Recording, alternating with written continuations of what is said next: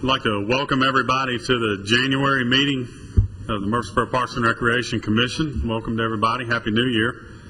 This time we'll call the meeting to order, and Elsie Easter has agreed to lead us in our prayer and pledge. Elsie? Can we all stand, please? Let us bow. Our Father, we come to you today first to give thanks for letting us see another year. Be with us as we continue to make good decisions that affect the park and recreation and the community. We also want to ask for the prayers of the men and women that are overseas fighting in the war. If it be thy will, please bring them safe back home to their loved ones. We ask all this in your name. Amen. Amen. I pledge allegiance to the flag of the United States of America and to the republic for which it stands, one nation, under God, indivisible, with liberty and justice for all. Thank you, Elsie. Everybody should have received their packets earlier in the week. Contained in that packet was minutes from our December meeting. This time we'll entertain any changes or corrections that need to be made to the minutes, and if there are none, a motion for acceptance.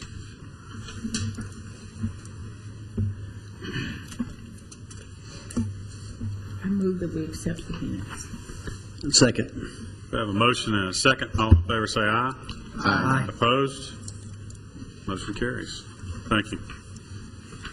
Move now to our agenda under new business. Item number 1 is an update on the Oaklands Park renovation, and turn it over to Lanny.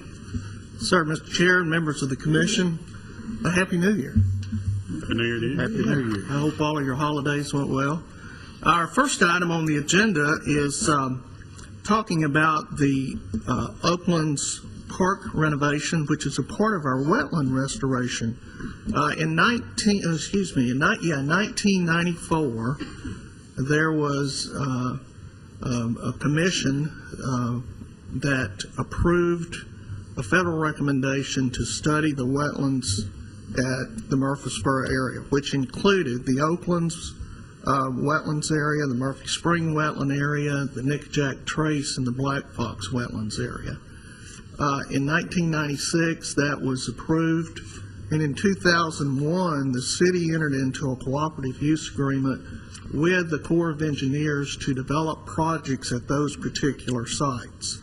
At that time, the scope of the work was a little over $10 million. So we've been back, excuse me, to the council. We've gotten that raised to just a little over $15 million. And over that period of time, because the allocations for the work would come in the fiscal years, and we would have allocations based on certain phases that we were doing, we've been continuing to do that work since 2001. We're at the point now to where we only have a few things left to complete the project. Matter of fact, Sue and I have been working together about 12 years. I've watched her children go from elementary school to graduate from high school. So it's been an interesting partnership with the Corps. But we've done some really good things. And I know if you think of Discovery Center and all the things that are at Discovery Center, how good that looks now, that was a part of that Corps project. If you think of what's happened at Oaklands, all the development of the grounds, the new pavilions, all the things that we've done there, that's been a part of the development.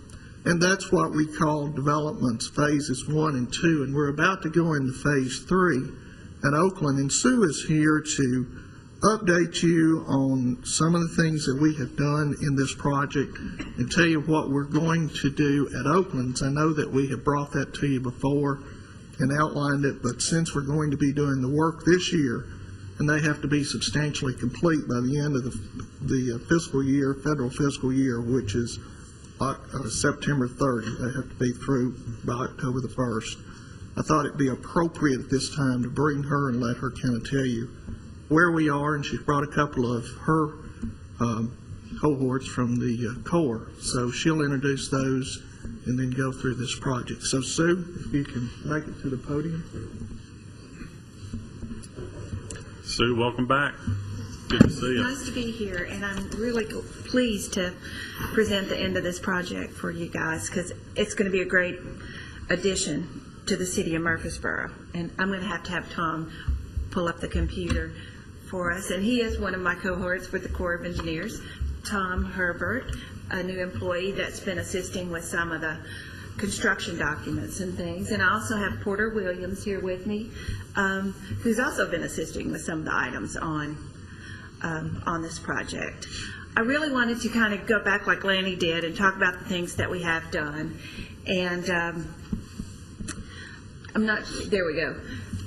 Just to remind you, at Black Fox, at that part of the project, really concentrated on preserving this natural area and preserving the scenic beauty and the fish and wildlife enhancement for that part of the stream. And we didn't do much construction there. Murphy Springs, this is a shot of what was there before Discovery Center. This is the old water treatment plant and all the buildings there. And with this project, we designed the Children's Discovery Center. It was actually built by the Discovery Center folks, but we designed it for them. And we built everything on the outside, including the boardwalk, the amphitheater, the ponds, the trails, and all the outside amenities. We still have one project to complete there I'll talk about in a little bit. At Oaklands, we did the interpretation, the trees of Tennessee, the picnic shelter, and the walking trails. The remaining work at Murphy Springs is just finishing the trash screen there.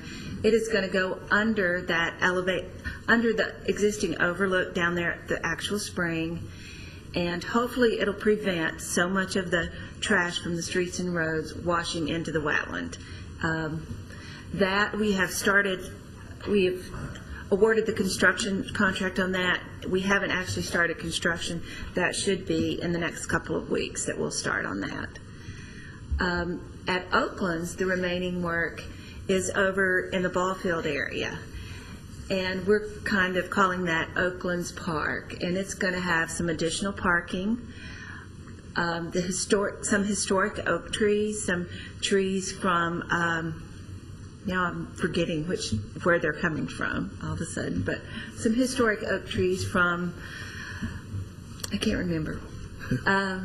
It's also, though, going to be set up to have areas for stages so that the city can use that for festivals and things like that. It's going to have lighting and trails and plantings, some berms and things.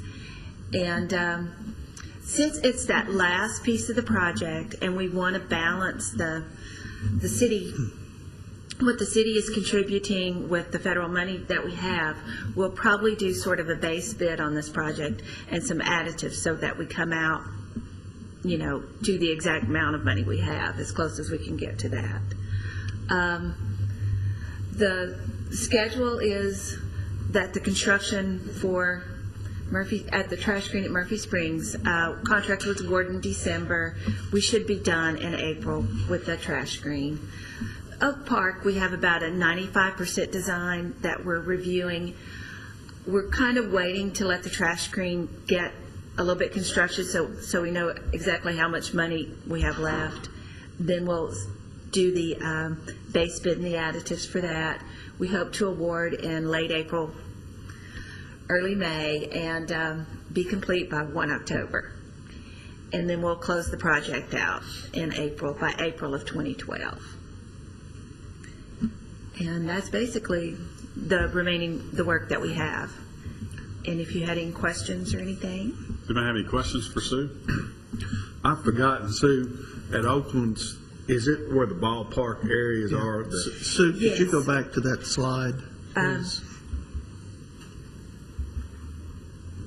It should be there. So they'll pull it up. There it is. You'll Yes. look to the left. You'll look to the left of the green area. That is where the parking lot is for the shelter. Okay. So that kind of orientates you. Roberts is to the bottom, and then Highland is to the right of the green area. And so those existing ball fields would come out. Yeah, so where the small circle is, essentially is where the small field is, the big circle is the Babe Ruth field. A question. You're eliminating the ball fields? Yes. Why? Well, they've kind of reached the end of their road. What we've done is we have phased out activities over at those two ball fields and hadn't used them for scheduled league practice or play for probably the last 2 years, and have balanced what we need to do at the other areas. Have you added other fields and other places to make up for it? No, we have not. I hate to see that happen. Well, I know, obviously, with some respect to the county school system and limitations that some of the schools have that are involved, engaged in athletic programs like baseball and softball, for example. Some of the other teams that play in some of the city leagues, from personal experience, have used those parks. They're very well centrally located. I just kind of hate to see that happen. right. Mr. Tips, we talked about that early on. Matter of fact, we had that conversation probably 5 or 6 years ago. And at that time, we said we would monitor the activity. We would see if we could shift and what kind of effects it had, because we too were sensitive to trying to take out ball fields and so forth. One of the key components of this wetlands restoration and this overall grant that we're in is the fact that it's a 75-25. And so our 25% comes from the land values that we have, and it comes from the relocations of utilities and other works that we do in terms of making sure that the values are equated for the property and the assets on that. One of the things that we had to make that early determination on is whether we were going to consider that as a part of that match or not. And so we considered it a part of the match. It's been added into the portion that we allocated as our match fund. And that portion, if I recall, was over $900,000 estimated value for that piece of Where the property. two parks are. Yeah, and Two so what that essentially does is matches $3 million of that. So it's about a fourth of our match for this, and we've already exceeded that. We're at a point now to where, if we went back and took it out and didn't make it a part of it, we'd probably have to pay $2 or $3 million back to the Corps. Well, I could see from that side of the coin, I understand, Right. because that corner is going to contribute a lot of value. Right. But, and again, this is not the city's problem, but I'm just thinking automatically, with the Central Magnet School that's offering middle and high school now that wasn't before, where they're located, 8 blocks basically from this location. They don't have any capacity in their where they're located for their teams to play or practice. And as I was just thinking, that would be a great place for them to practice.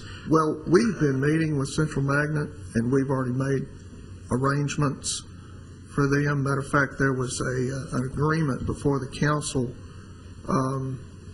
at the last council meeting, and the VA property was basically agreed to that they would use that, and we're working with the VA on development of that for the big baseball facility. Okay.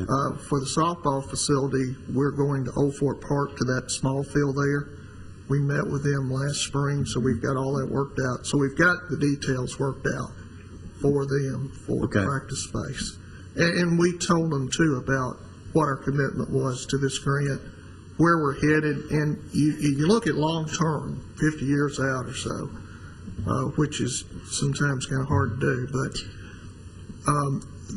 that park has pretty much every indigenous species of tree that is native to Tennessee planted in that park. It was planned to be the city's arboretum. The trees that she's talking about are trees that are memorialized.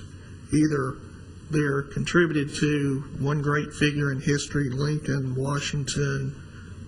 There's an Isaac Newton tree planted at Discovery Center.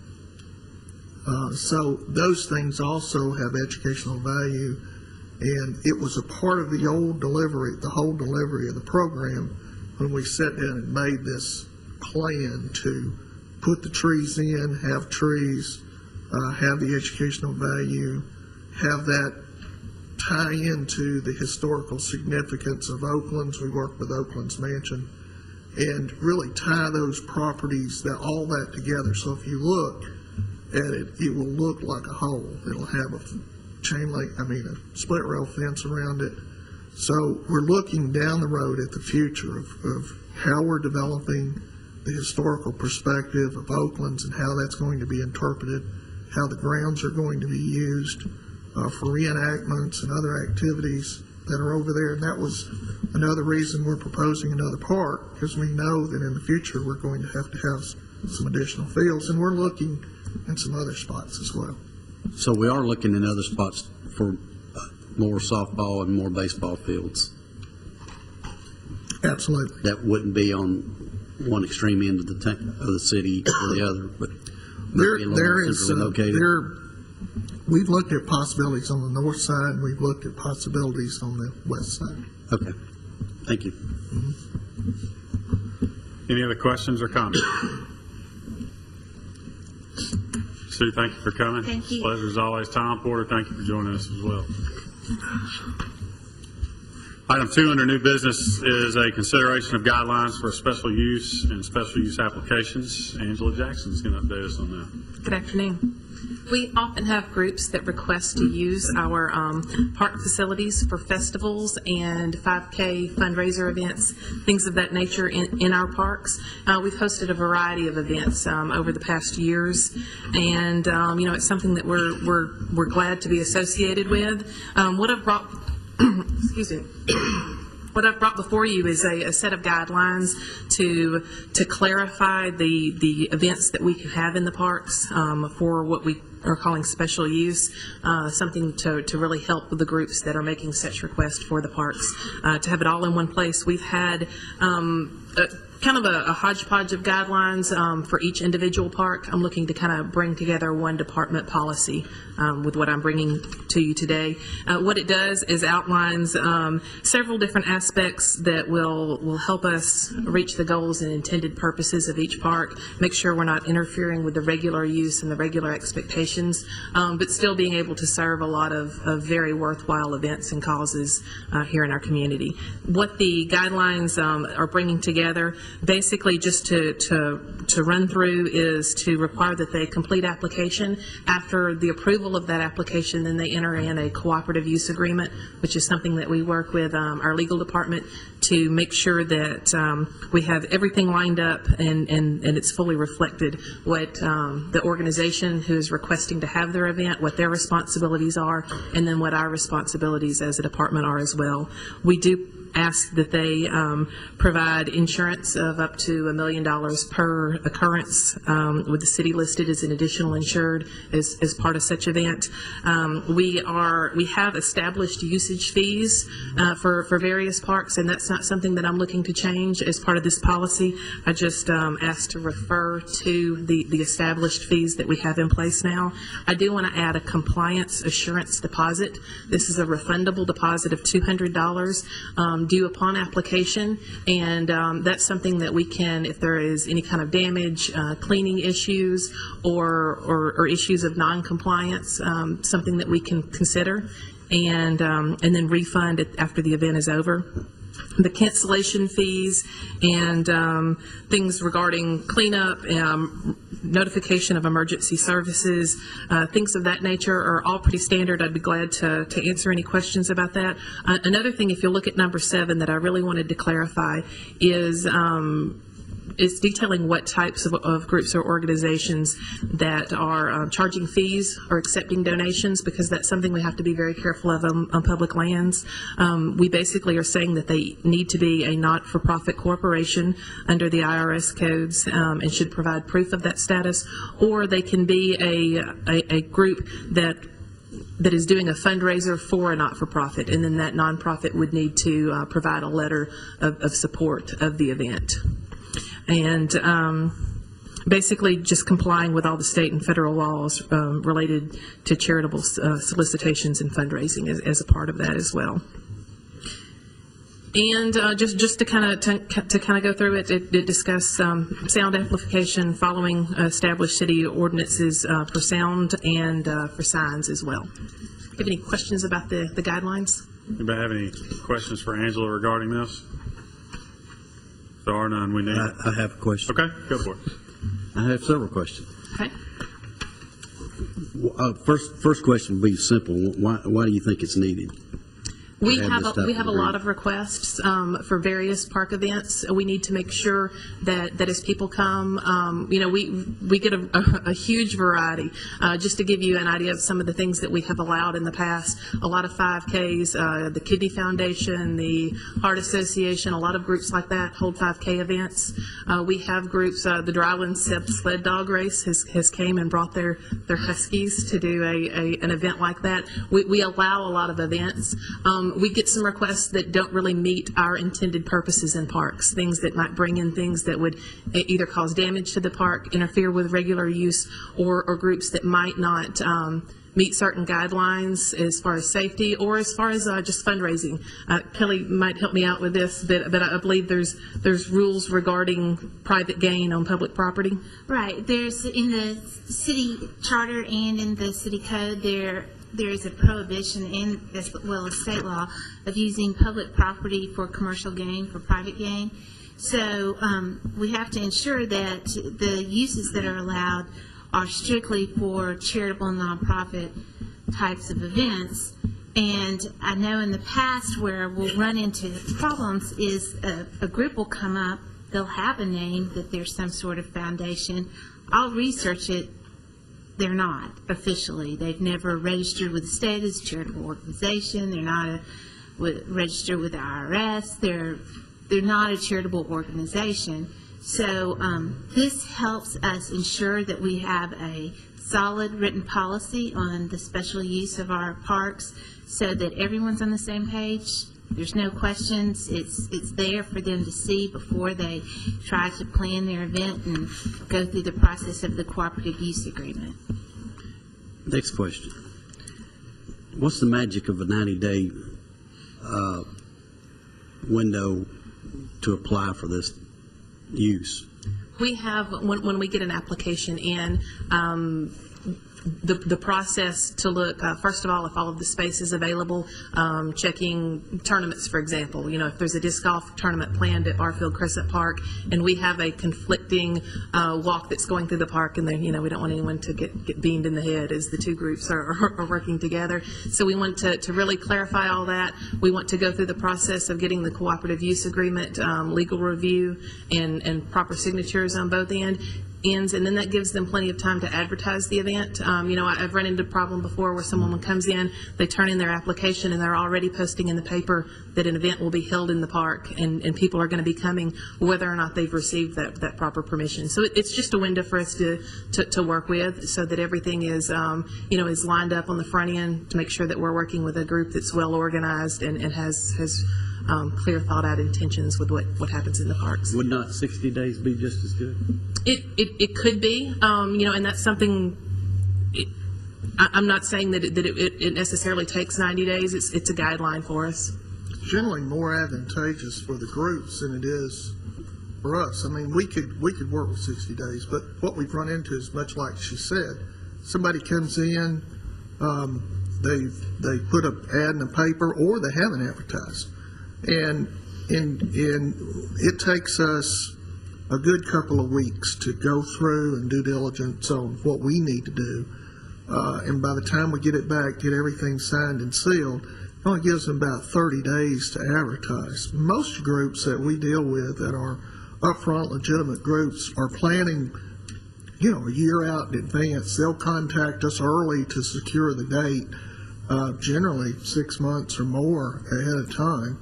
We just, that 90-day window, so, by the time we get it done, they have about 2 months to advertise. I can see, I see that, but I also see the fact that if you've got two groups that are wanting to schedule a certain venue, obviously it's more advantageous to the one to plan ahead much further out.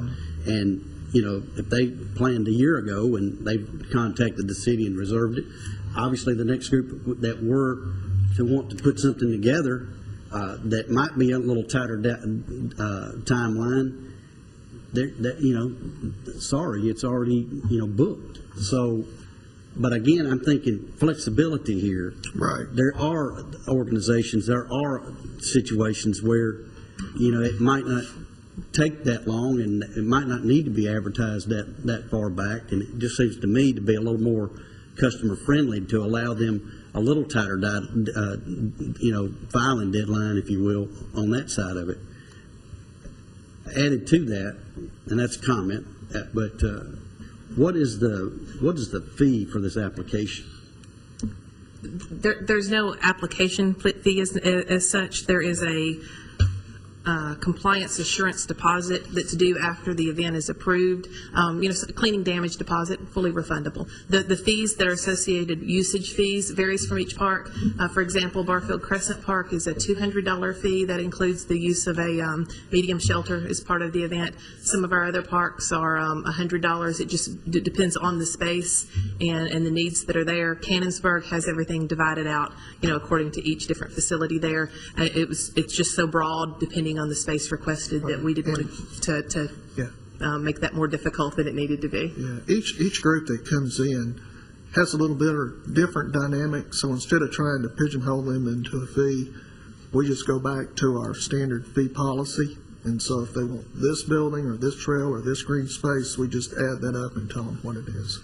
I do want to add, if I could, you bring up a good point about planning ahead. We do have 4 groups for 2011 that are already working on being booked, and they meet the qualifications that are in this guideline, but have completed our forms before, so I would like to kind of grandfather them in as far as the deposits that are needed and the change there.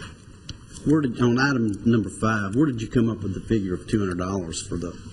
It is, honestly, that's what the commission approved for our Gateway Island cleaning damage deposit. It was just a number to work with. It's what we do there and trying to keep things clean and consistent. Okay. I think we use that at Patterson Park Theater as well. Okay.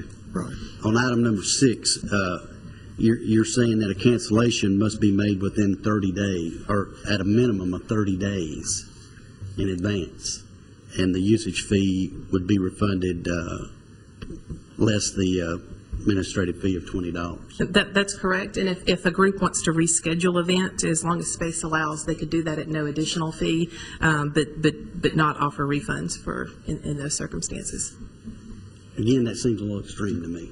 I would think, there might be situations that we can't possibly plan for, that 30 days out, that seems to me a much more reasonable time limit would be 10 days or 15 days as opposed to 30.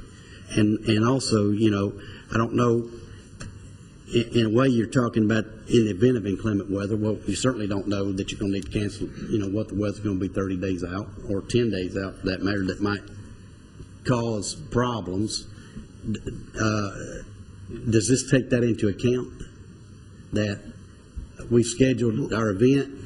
Mr. Tips, we individually have to work with different groups, depending on circumstance, depending on a lot of different things. Sometimes, if they don't have a good excuse, if they just come in and say, we just can't get the F together, we're not going to do it, and it's 10 days out, and we've had 4 other requests for that particular weekend, and we reserved it for them because of their event, then we put the other 3 or 4 groups out, and we've seen that, where people will reserve shelters, for example, and they'll want to cancel the day before. And, you know, we could have, it sits idle on the weekend. And of course, that's part of our revenue base as well. So we try to be as fair on one side as we do the other. But, you know, if there's extenuating circumstances, we work with them and we'll recommend a refund at that point.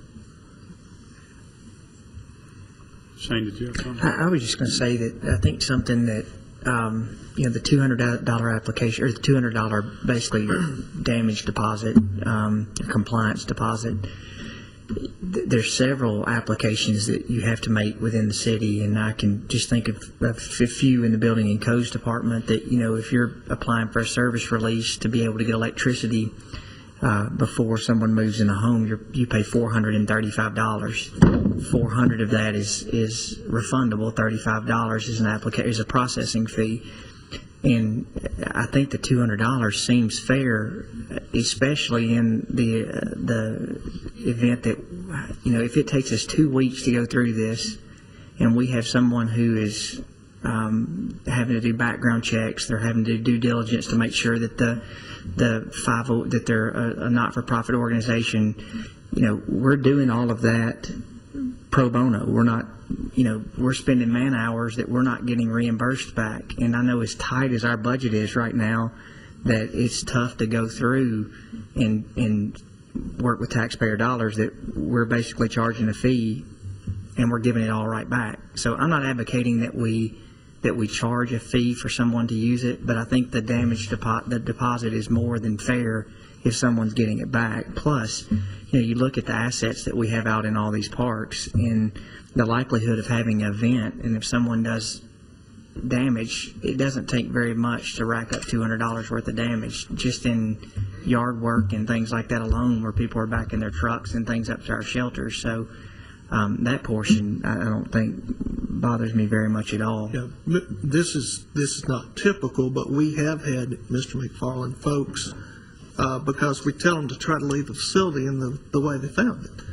But at the end of the event, they're tired.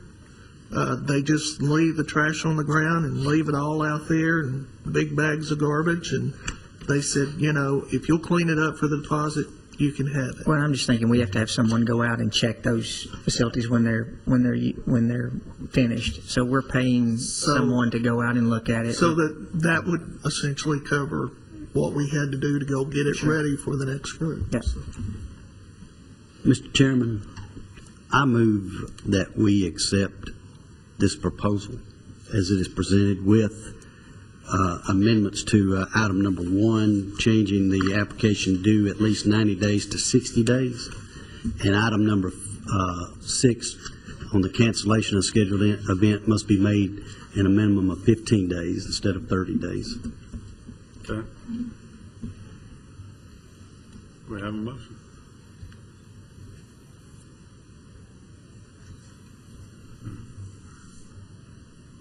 Any other discussion or comments? I have a, You got to have a second on my motion. Well, does anybody want to second that motion?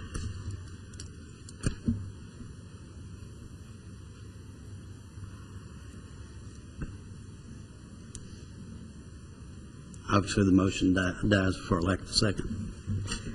can I make a comment, Mr. Chairman? Absolutely.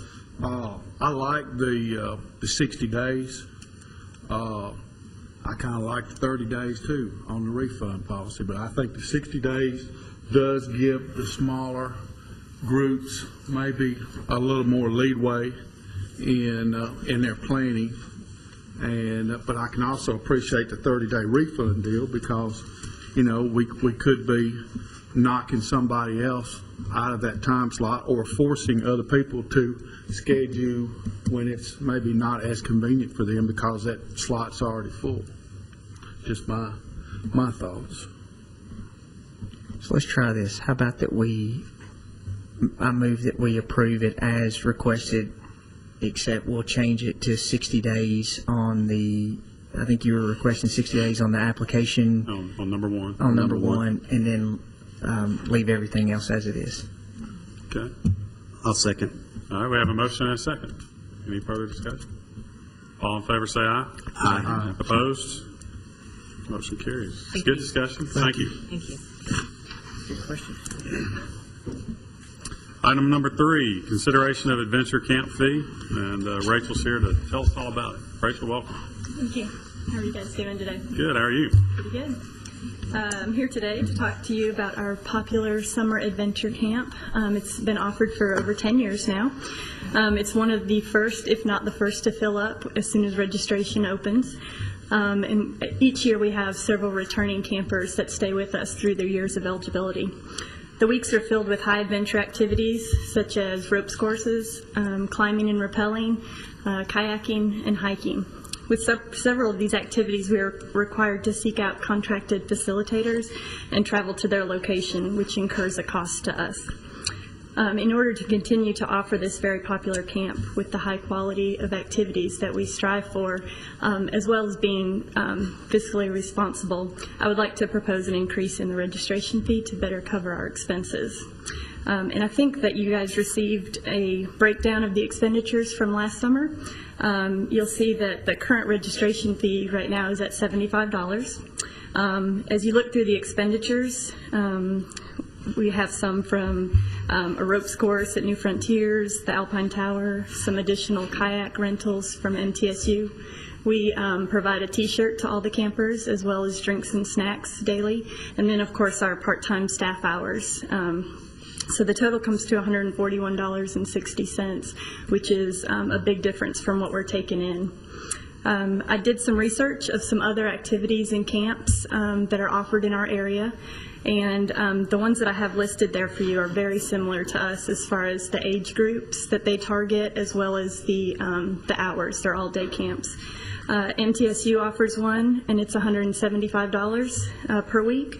Deer Run Day Camp, which is in Thompson Station, is $239 per week, and then the YMCA Camp Widgewagon is $240 per week.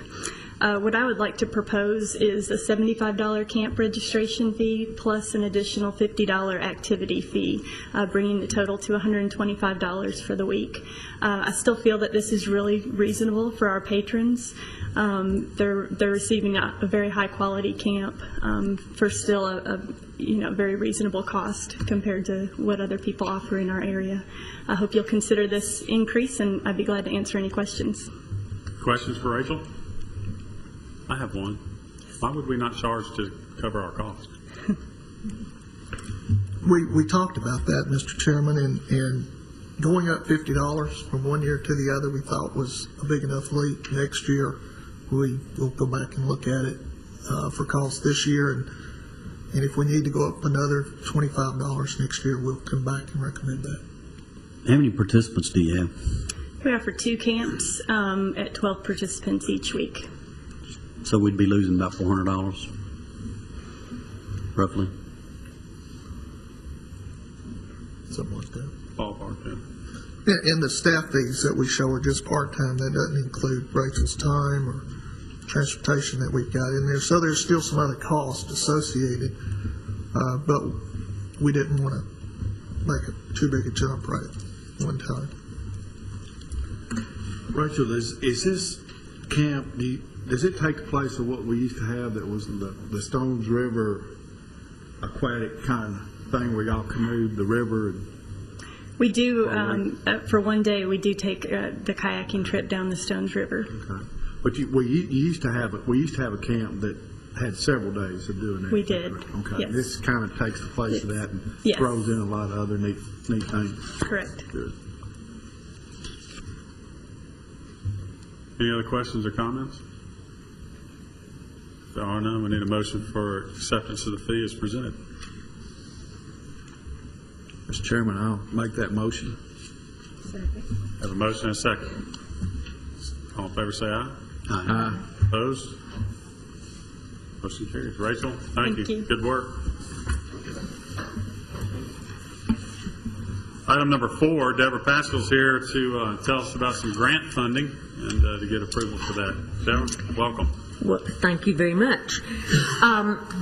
As I reported to you a few months back, I am now working to help reduce childhood nature deficit and to help reduce childhood obesity. I am working with the school systems and various agencies in the community, and I have also been attending a program or a committee, the Tennessee Obesity Task Force, and for several months, and that group has produced a guidebook that for agencies to help reduce childhood and adult obesity. I've learned a lot, and in the process I applied for a grant, and we've been awarded $10,000, just clear money, no matching funds required, from the Tennessee Department of Health and the Center for Disease Control. Now, the project title is, we're calling it Healthy Choices, and one of the objectives of what is called, the guidebook is called Eat Well, Play More Tennessee. One of the objectives is to offer individuals and families healthier food choices when they're out in public venues. So this grant will address that. If you think about how parks and recreation facilities are often one of the largest gathering public venues for kids and their families, then it only makes sense to have some healthy food choices there while they're attending. Now, we want to work with the leagues and the concession operators to encourage that they add at least 3 new healthy food choices, whether it be a small meal choice like a baked potato with salsa or chili, or at least 3. Add at least 3 choices. Eliminate at least 3 unhealthy choices. We have a number of strategies in working toward that and into assisting the leagues. We want to address the revenue concerns. There's lots of printouts that I have that indicate, and that a lot of good information on the internet that indicate that what the customer price, the retail sale would be versus the wholesale cost. There's still lots of room to make a good revenue and a good profit there. So I know that would be an issue that a lot of folks would be concerned with, especially when kids are just loading up on the Cokes and all the good junk food. But there's a lot of good options out there, a lot of good suggestions. Also, we want to establish a small committee, and that committee, along with the league officials, will help research for the more, popular foods. We'll contact local vendors. We'll even ask the local vendors to come in and give us a little mini food show, for instance. The distributors have big food shows for merchants and restaurants and things like that. So why shouldn't they come in and bring all their latest healthy items that we could utilize in a concession or a vending setting? And this could even be something like trail mix versus a Baby Ruth or something to that effect. We also we'll have to discuss storage needs of, if we have a new product, how does it have to be stored? How does it have to be prepared? We'll be working with the leagues on those issues. And we also want to assist the leagues, if they choose to participate, in promotionals about healthier foods. We want to do a little mini ad campaign, so to speak, and that's what some of these funds will help us do, to create fun posters and informative posters throughout the parks, take-home flyers perhaps that give parents an idea of what they can cook at home that's a little healthier than perhaps what they are preparing or what they're grabbing on the way to the park. You know, a few years ago, it was said that our community was one of the largest, had the highest number of people that would eat out. And so I'm sure our concession stands are catching a lot of that afternoon and lunchtime meal situation, maybe even breakfast as early as some of the leagues get started.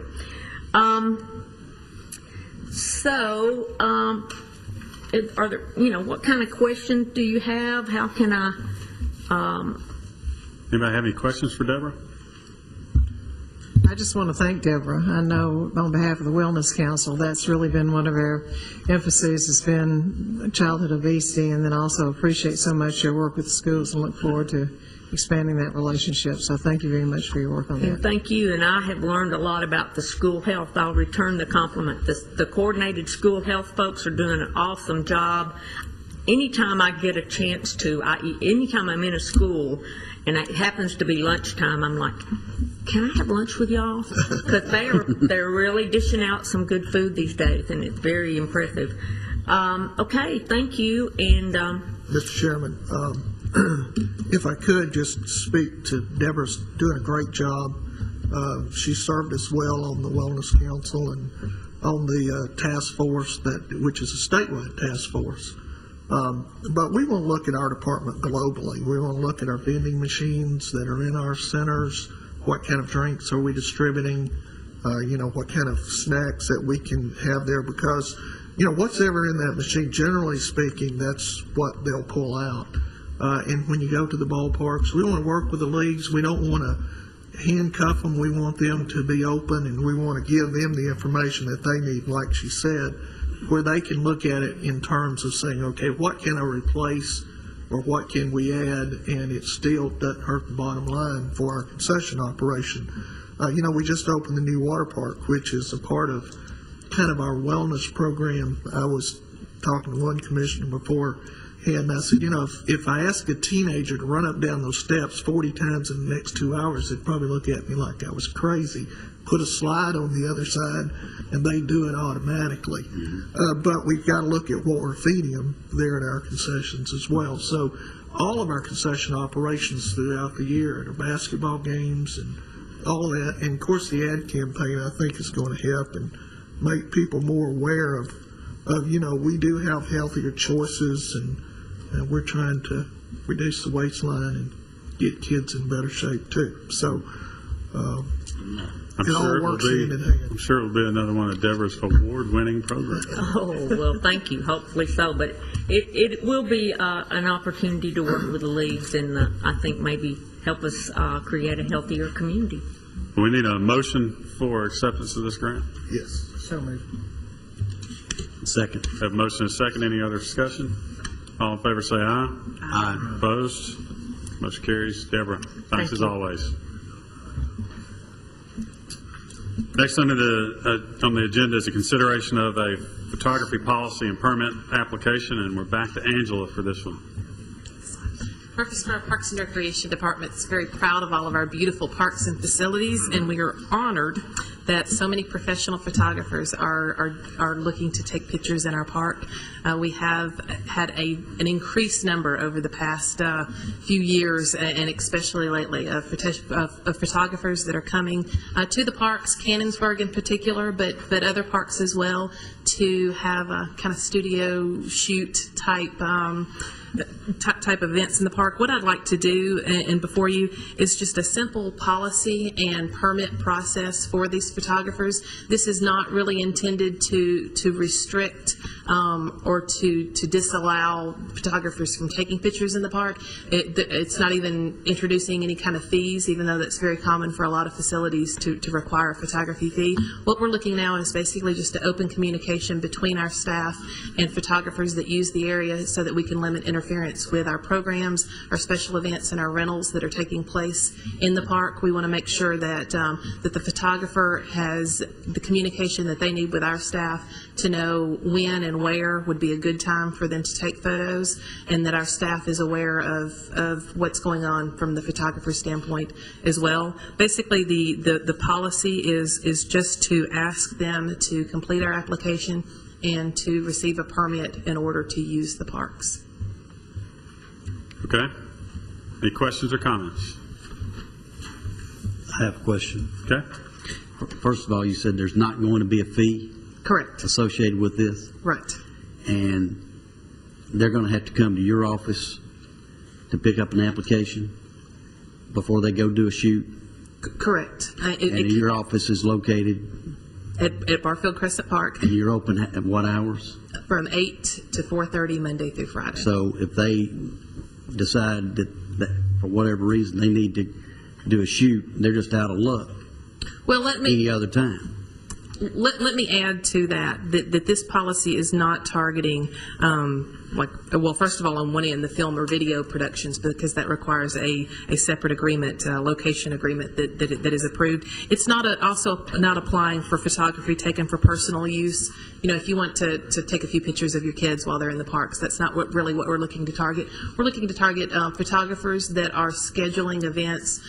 For example, at Cannonsburg, if we have a rental of the space, we have a wedding, we have another event that's going on, there's a photographer that has also booked that space.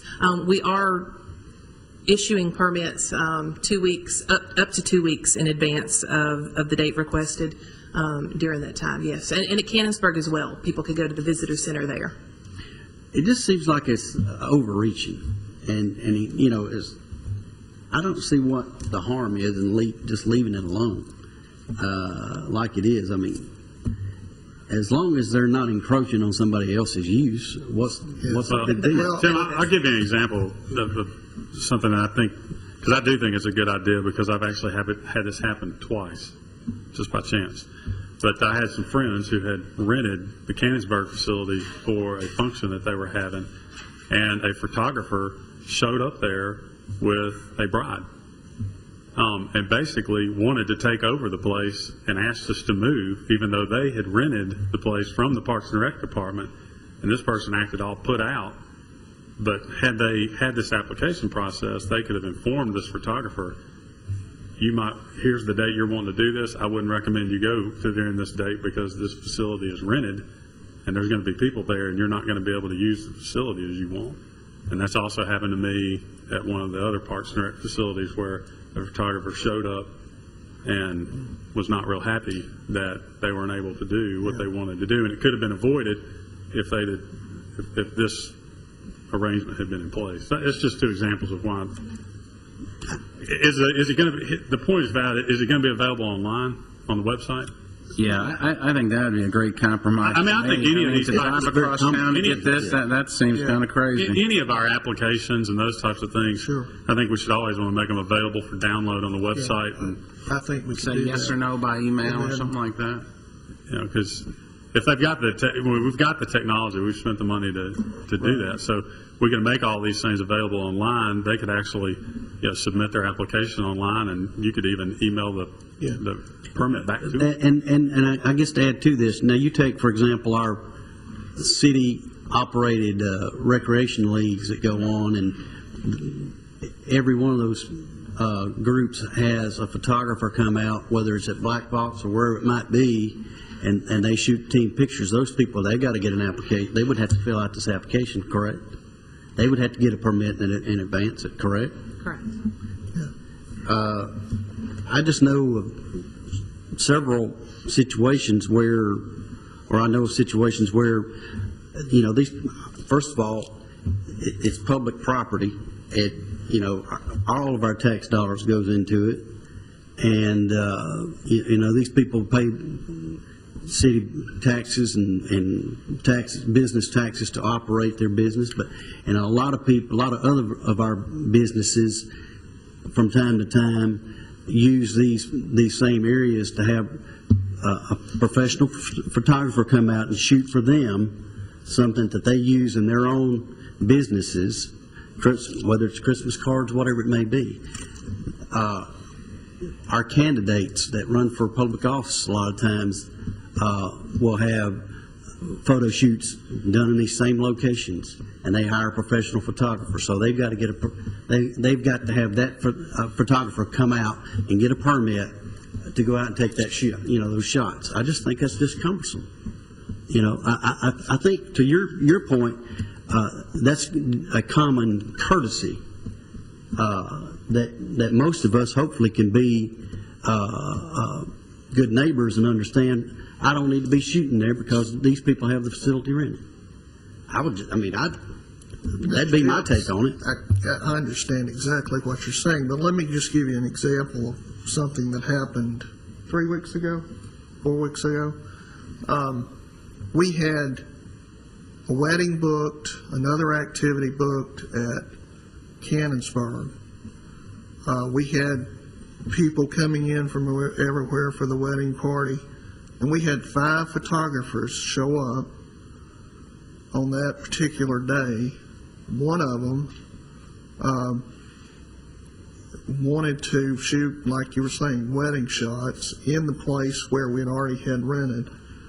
We had to end up calling the police, and that wasn't a pleasant situation, and it all could have been avoided if they had called and said, hey, is this available? But they don't do that. We get photographers coming from all over the place, and we're for putting it online and making it as easy as you can, but we have got to have some type of coordinated activity, because if somebody's planning a wedding and they want their wedding party and they've called them and they said, show up at Cannonsburg tomorrow at 10 o'clock, and we've got a wedding at 10 o'clock, and they're wanting to use the facility, for some reason they haven't called and done that, then we've got a conflict between the two groups. And I think Mr. Jernigan alluded to that, and we've had more and more of that happen. And I agree with you. I would much rather leave it and let people use the facility, but it's come to a point to where we have to have some type of coordination. Well, Tim makes one good point. Let me add this. If I'm the amateur photographer and I decide I want to go out to Cannonsburg and take pictures of my bride or whatever while something else is going on, you can't stop me, right? Under this, you can't stop me under this proposal. But I don't have you though telling me at that point that I have a contract with this photographer, contracting their time. I've already given them a $500 deposit. It's a difference between if it's just an amateur doing that. It just seems like to me, are we talking about, is it because of the props and the lighting and things of that nature that the typical professional photographer is going to bring out, or is it just the mere fact that the photographer's out there shooting? Let me just, from another approach, whenever I was really researching this, I talked to 3 different local photographers who often schedule shoots for Cannonsburg. It's a courtesy to them that, like you said, this is their business, this is how they're making their living. If they're going to make an appointment with a family to take a picture of their family, then they're making a professional appointment. The way that we have now without this policy, it's kind of a shot in the dark to them. They could make an appointment to come to a facility, have the family there, all dressed up, all 7 kids lined up with their lollipops, and be asked to leave is actually, it's discourteous to the photographer as well. The intention with this policy and with the permit application is to be just as simple and straightforward as possible, but still have a line of communication, have some contact numbers. If we have issued permits and we have something come up, we'll have a way to contact the photographers and say, this is happening, that type thing. It's actually meant to benefit both our staff and the photographers as well. Just one thing I'd like to add, because this came up in Tim's point, and I think it's very valid. It is my opinion that I don't think if we have, like an example, let's use a political event that's at Old Fort, one of the pavilions, they've rented it, and as part of that event, they have hired a professional photographer to be there as part of that event. I don't think that photographer should have to be permitted. If they're there with the group that's renting the facility or the athletic league that's using that facility, I don't think the permit process would be necessary for those folks because they're part of the event that's already scheduled at that.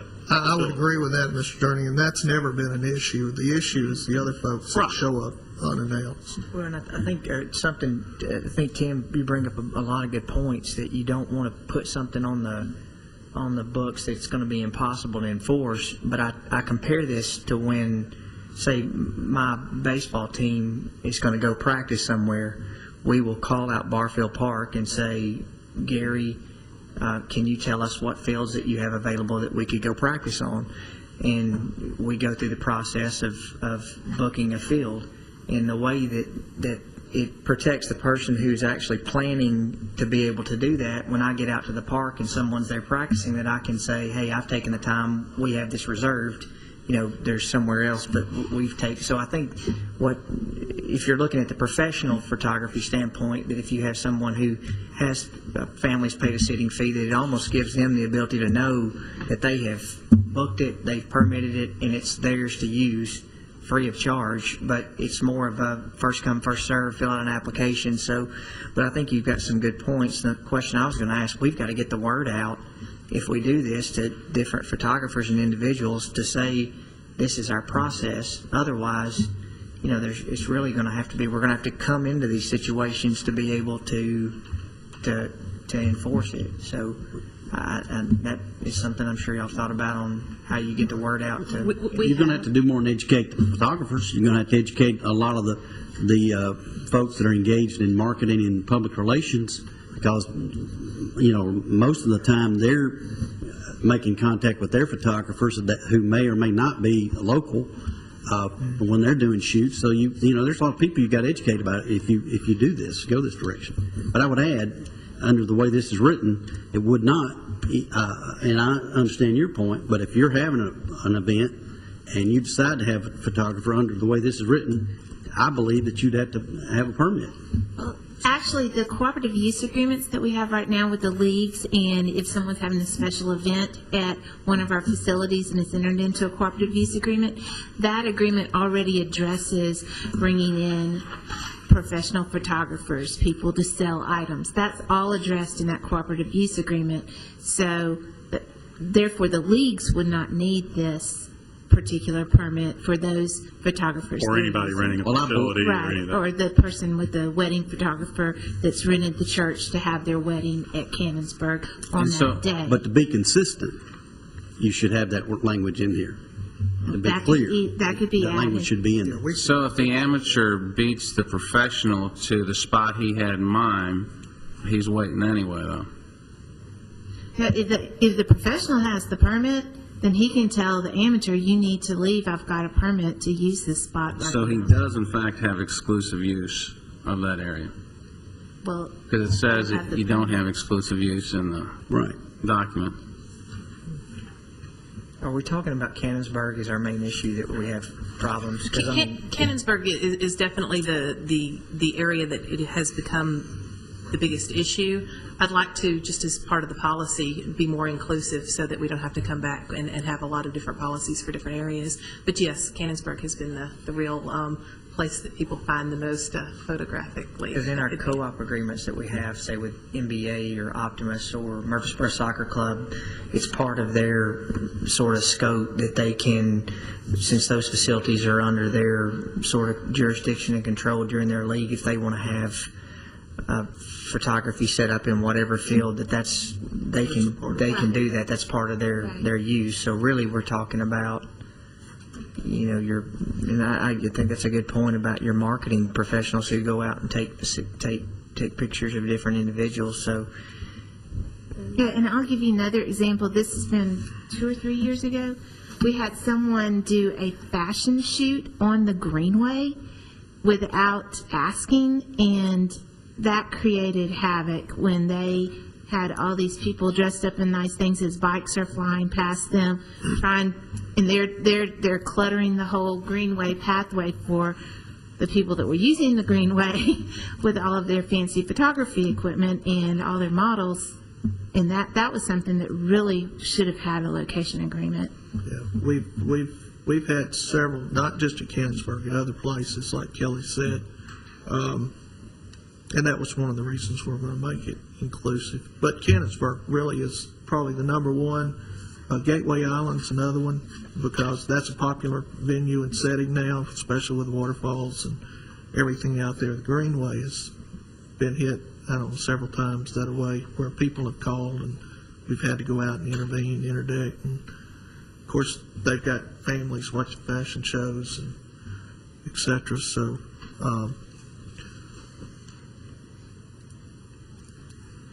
I think we ought to rethink this one, because I'm inclined to go with you, Mr. Jeffs. Seems like a lot of holes in this one. I move that we table this policy.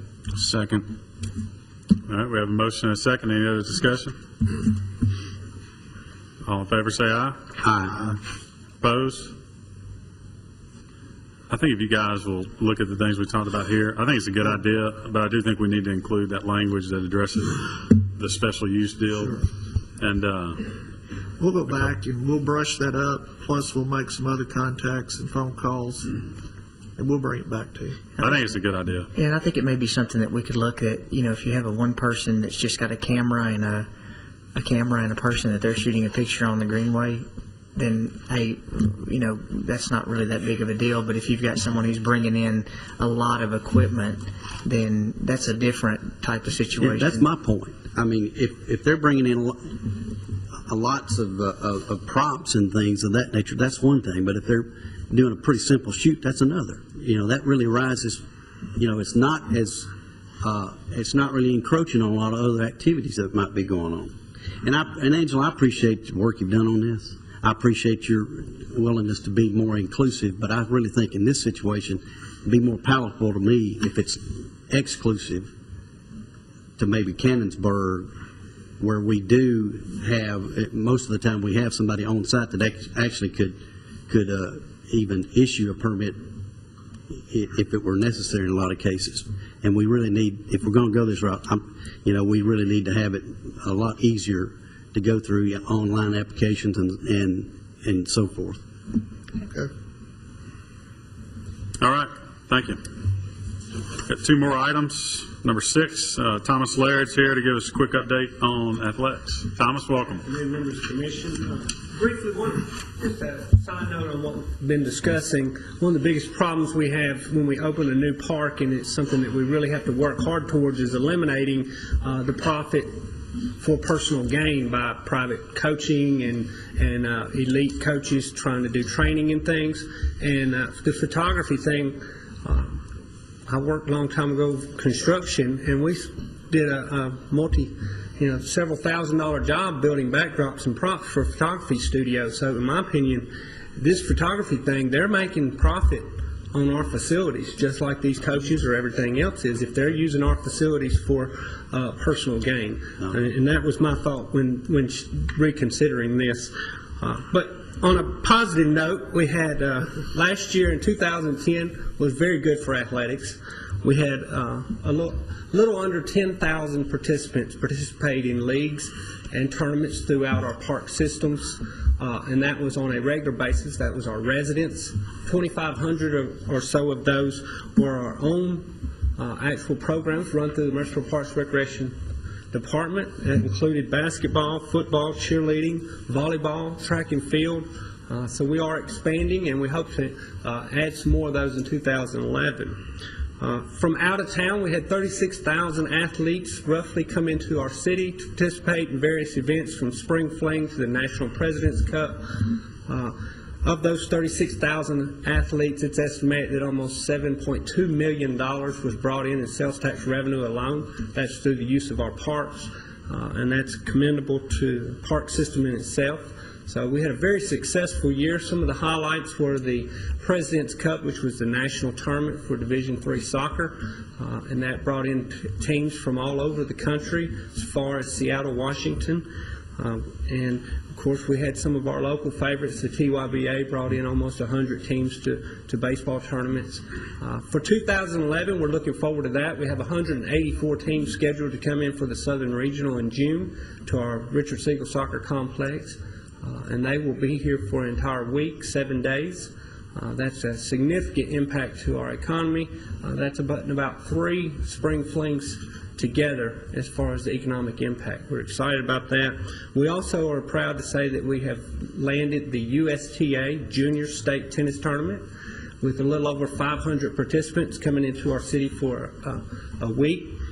We'll use our Old Fort Tennis Courts facility. Not only will we collect revenues on both of these tournaments for our revenue stream, but also these people will be staying in our hotels and eating in our restaurants. So we've got several tournaments.